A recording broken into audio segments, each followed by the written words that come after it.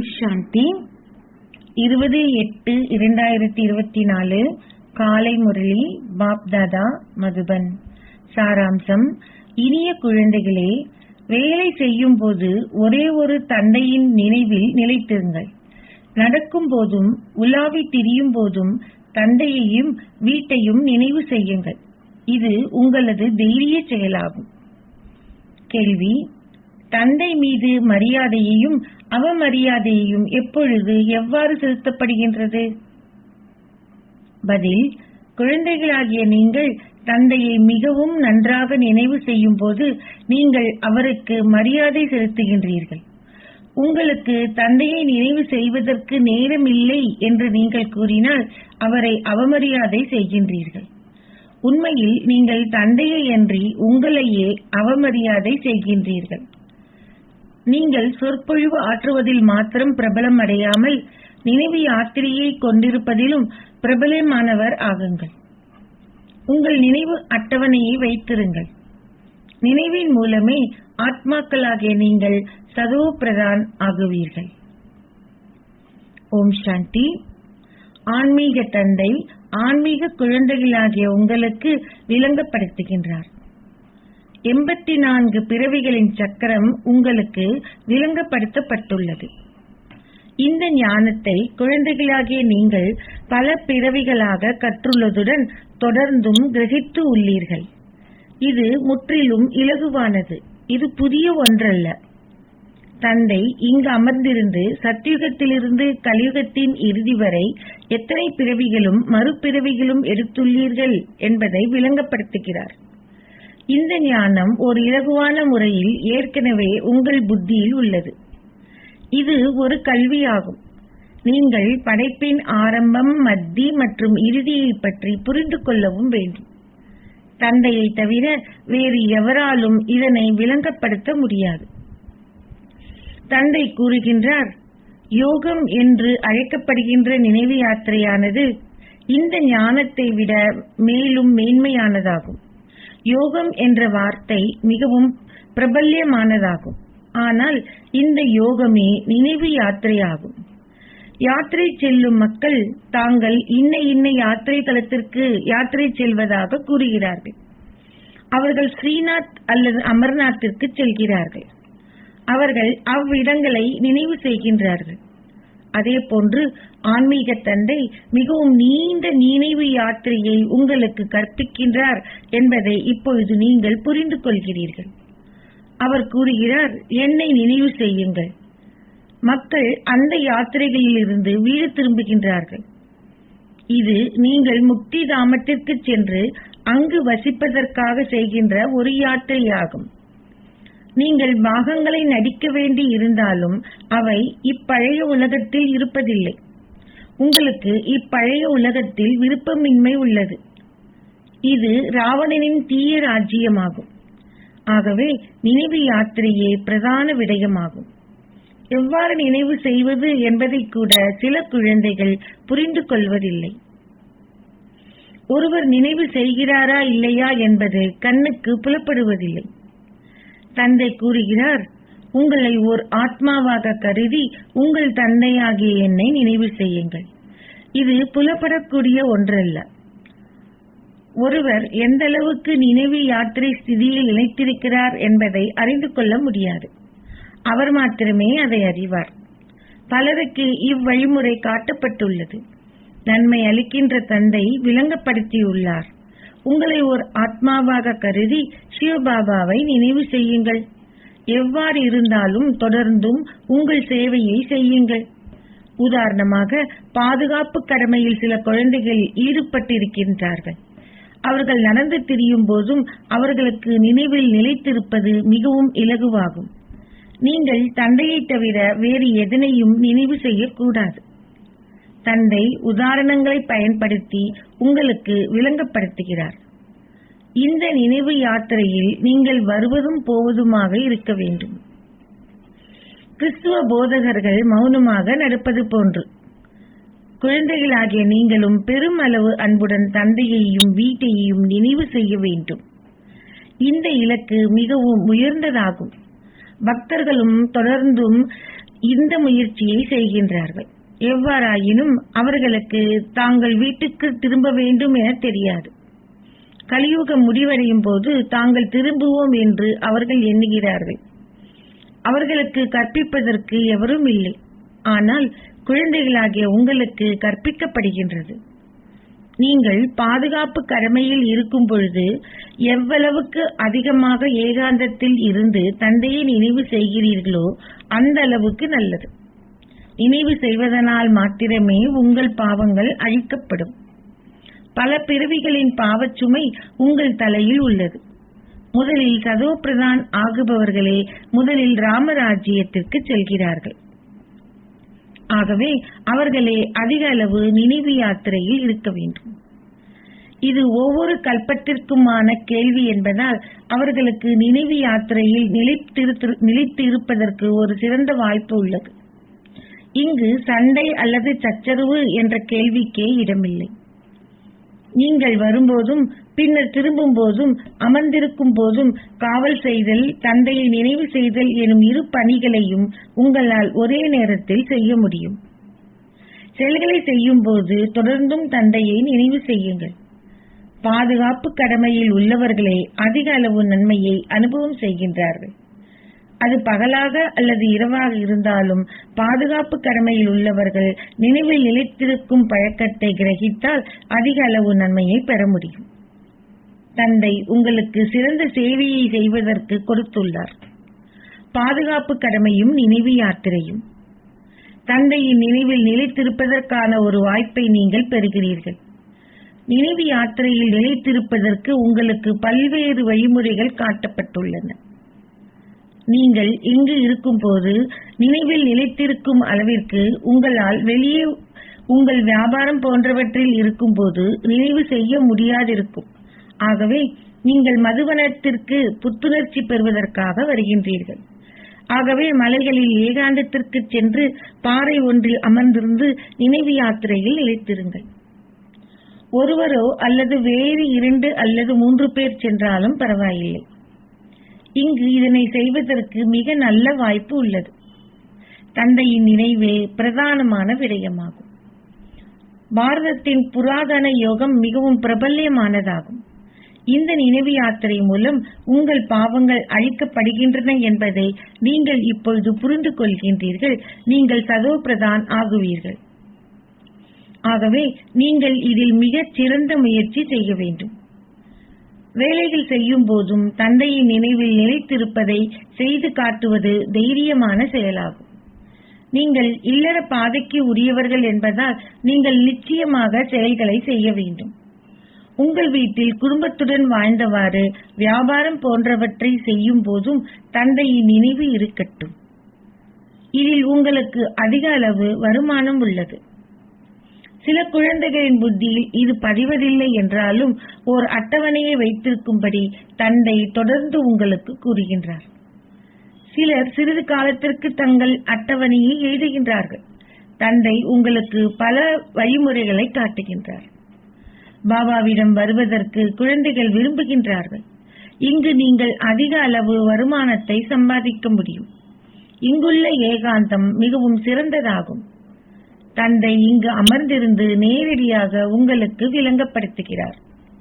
என்னை நினைவு செய்யுங்கள், உங்கள் பாவங்கள் அழிக்கப்படும். ஏனெனில் பல பிறவிகளின் பாவங்கள் உங்கள் தலையில் உள்ளன.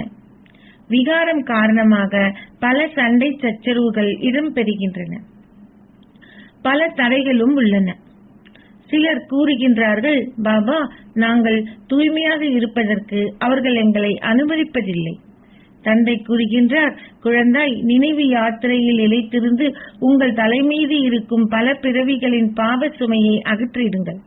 வீட்டில் இருக்கும் போதும் தொடர்ந்தும் சிவபாபாவை நினைவு செய்யுங்கள். நீங்கள் எங்கு அமர்ந்திருந்தாலும் நினைவு செய்ய முடியும். எங்கு நீங்கள் வாழ்ந்தாலும் இதனை நீங்கள் பயிற்சி செய்ய முடியும். யார் வந்தாலும் அவர்களுக்கு இந்த செய்தியை கொடுங்கள். தந்தை கூறுகிறார், உங்களை ஒரு ஆத்மாவாக கருதி தந்தையை நினைவு செய்யுங்கள். இது யோக சக்தி என்று அழைக்கப்படுகிறது. சக்தி என்றால் பலம், வலிமை. தந்தை சர்வ சக்திவான் என்று அழைக்கப்படுகிறார். ஆகவே எவ்வாறு நீங்கள் அச்சக்தியை தந்தையிடமிருந்து பெறுகிறீர்கள்? தந்தையே கூறுகிறார், என்னை நினைவு செய்யுங்கள். கீழிறங்கி வரும்போது நீங்கள் தமோ பிரதான் ஆகிவிட்டீர்கள்.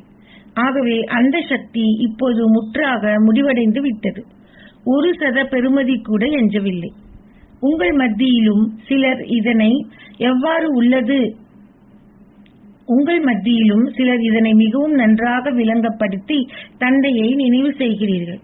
ஆகவே உங்கள் அட்டவணை எவ்வாறு உள்ளது என்று நீங்களே உங்களை கேட்டு பார்க்க வேண்டும். நினைவு யாத்திரையே பிரதான விடயம் என தந்தை குழந்தைகள் அனைவருக்கும் கூறுகிறார். நினைவின் மூலமே உங்கள் பாவங்கள் அழிக்கப்படும். உங்களை எச்சரிப்பதற்கு எவரும் இல்லாவிட்டாலும் உங்களால் தந்தையை நினைவு செய்ய முடியும். நீங்கள் வெளிநாட்டில் தனியே வாழ்ந்து கொண்டிருந்தாலும் கூட உங்களால் நினைவில் நிலைத்திருக்க முடியும். உதாரணத்திற்கு, நீங்கள் திருமணமான ஒரு தம்பதியாக இருந்து உங்கள் மனைவி வேறொரிடத்தில் வாழ்வாராயின் அவருக்கு எழுதி கூறுங்கள், தந்தையை நினைவு செய்தால் உங்கள் பல பிறவிகளின் பாவங்கள் அழிக்கப்படும் என்னும் ஒரு விடயத்தை நினைவு செய்யுங்கள். விநாசம் முன்னால் உள்ளது. தந்தை தொடர்ந்தும் பல நல்ல வழிமுறைகளை விளங்கப்படுத்துகிறார். ஆனால் நீங்கள் அதை செய்கிறீர்களோ இல்லையோ அது உங்களை பொறுத்ததாகும். தந்தை கொடுக்கின்ற ஆலோசனை மிகவும் சிறந்தது என்பது குழந்தைகளாகிய நீங்கள் புரிந்து கொள்கிறீர்கள். செய்தியை அனைவருக்கும், அதாவது எங்கள் நண்பர்கள், உறவினர்கள் மற்றும் நாங்கள் சந்திக்கும் அனைவருக்கும் கொடுப்பதே எங்கள் கடமையாகும். அவர்கள் உங்கள் நண்பர்களாகவும் இருக்கலாம் அல்லது வேறு எவராகவும் இருக்கலாம். சேவை செய்வதில் நீங்கள் ஆர்வத்தை கொண்டிருக்க வேண்டும். உங்களிடம் படங்களும் பேட்சும் உள்ளன. அவை மிகச் சிறந்தவனவாகும். இந்த பேட்சினால் எவரையும் லட்சுமியாகவோ அல்லது நாராயணனாகவோ ஆக்க முடியும். நீங்கள் திருமூர்த்தியின் படத்தையும் மிகவும் நன்றாக விளங்கப்படுத்த வேண்டும். அவர்களுக்கு மேலே சிவபாபா உள்ளார். அம்மக்கள் திருமூர்த்தியின் உருவம் ஒன்றை செய்கின்றார்கள். அவர்கள் அதற்கு மேல் சிவபாபாவின் உருவத்தை காட்டுவதில்லை. அவர்கள் சிவபாபாவை அறியாததால் அதற்கு மேல் சிவபாபாவின் உருவத்தை காட்டுவதில்லை. அவர்கள் சிவபாபாவை அறியாததால் பாரதத்தின் படகு மூழ்கியுள்ளது. இப்போது சிவபாபாவின் மூலம் மாத்திரமே பாரதம் என்ற படகு அக்கறைக்கு செல்ல முடியும். அவர்கள் கூவி அழைக்கிறார்கள், ஓ தூய்மையாக்குபவரே, வந்து தூய்மையற்ற எங்களை தூய்மையாக்குங்கள்.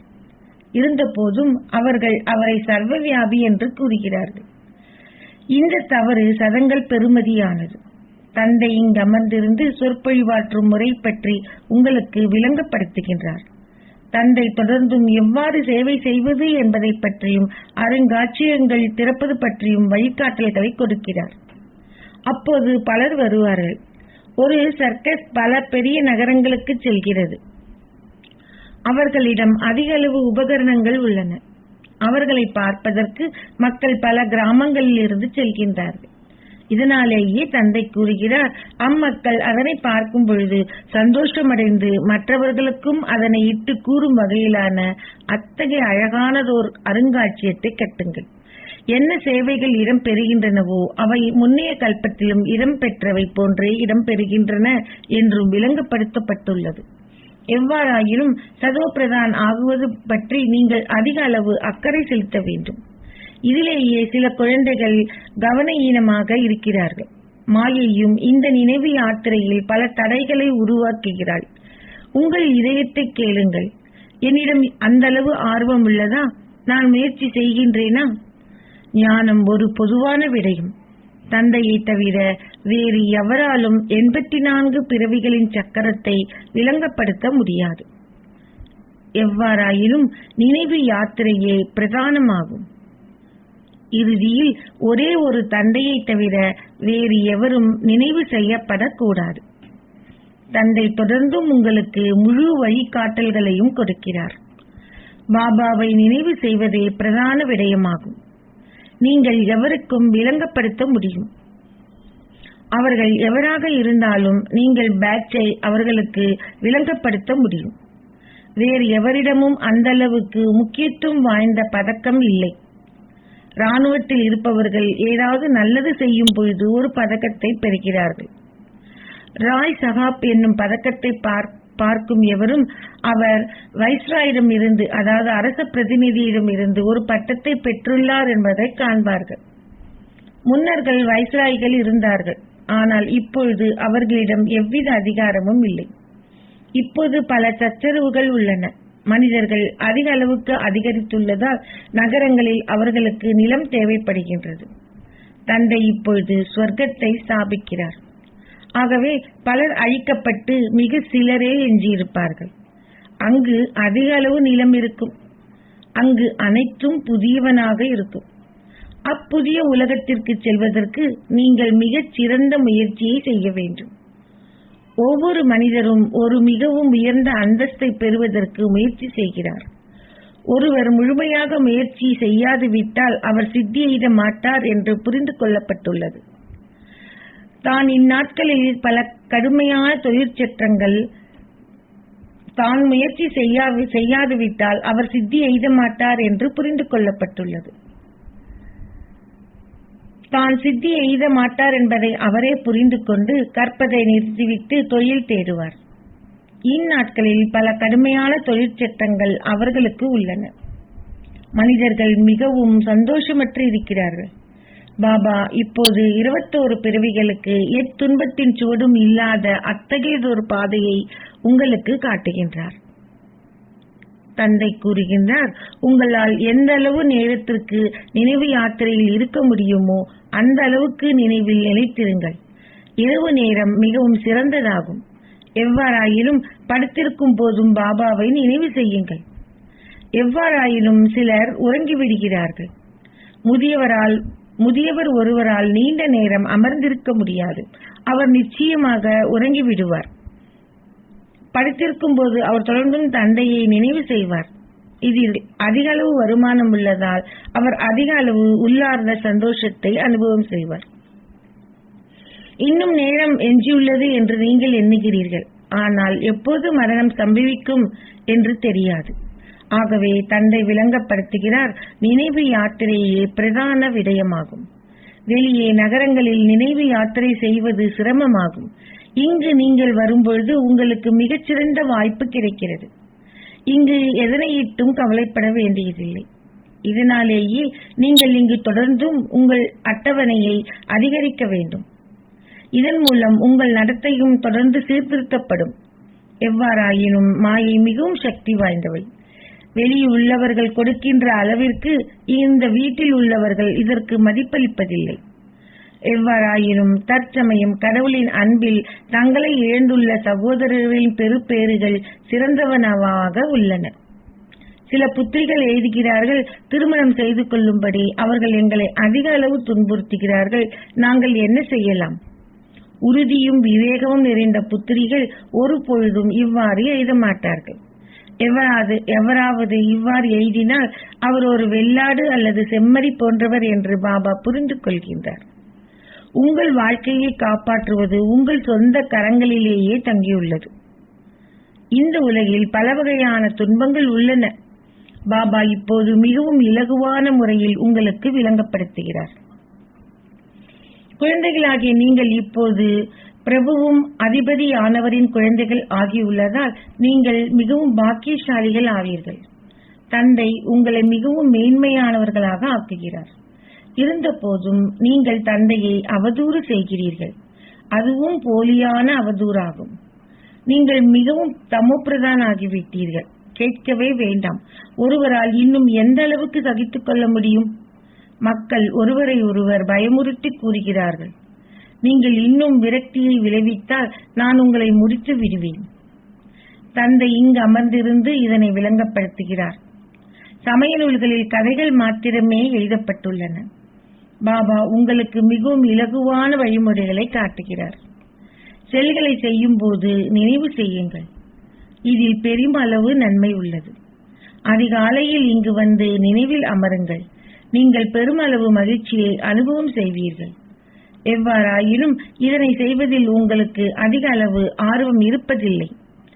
தனது மாணவர்களின் நடத்தையில் இருந்து யார் சித்தி எய்த மாட்டார் என்பதை ஓர் ஆசிரியரால் புரிந்து கொள்ள முடியும். அதே போன்று ஒவ்வொரு கல்பத்திலும் யார் சித்தி எய்வதில்லை என்பதையும், அதுவும் கல்ப கல்பமாக சித்தி எய்த மாட்டார்கள் என்பதையும் தந்தை புரிந்து கொள்கிறார். சொற்பொழிவுகள் ஆற்றுவதிலும் கண்காட்சிகள் விளங்கப்படுத்துவதிலும் அவர்கள் மிகவும் திறமைசாலிகளாக இருந்தாலும் அவர்கள் நினைவு செய்வதில்லை, அதில் அவர்கள் சித்தி எய்துவதில்லை. அது அதிக அளவு அவமரியாதையை காட்டுகிறது. உண்மையில் அவர்கள் தங்களை தாங்களே அவமரியாதை செய்கின்றார்கள். சிவபாபாவை அவமரியாதை செய்ய முடியாது. நினைவு செய்வதற்கு நேரமில்லை என்று உங்களில் எவராலும் கூற முடியாது. பாபா உங்களை நம்ப மாட்டார். நீராடும் போதும் நீங்கள் நினைவு செய்ய முடியும். உண்ணும் போதும் தந்தையை நினைவு செய்யுங்கள். இதில் நீங்கள் பெருமளவு வருமானத்தை சம்பாதிக்க முடியும். சில குழந்தைகள் சொற்பொழிவு ஆற்றுவதில் மாத்திரமும் மிகவும் பிரபல்யம் பெற்றவர்கள். ஆனால் அவர்கள் யோகம் செய்வதில்லை. அந்த அகங்காரமும் அவர்களை விழச் செய்கிறது. அச்சா, நல்லது. இனிமையிலும் இனிமையான அன்பிற்குரிய, எப்போதோ தொலைந்து இப்போது கண்டெடுக்கப்பட்டிருக்கும் குழந்தைகளுக்கு உங்கள் தாய் தந்தையாக இருக்கும் பாப்தாதாவின் அன்பும் நினைவுகளும் காலை வந்தனங்களும். ஆன்மீக தந்தை ஆன்மீக குழந்தைகளுக்கு நமஸ்தே சொல்கின்றார். ஆன்மீக குழந்தைகள் ஆன்மீக தந்தைக்கு நமஸ்தே சொல்கின்றனர். தாரணைக்கான சாராம்சம் 1.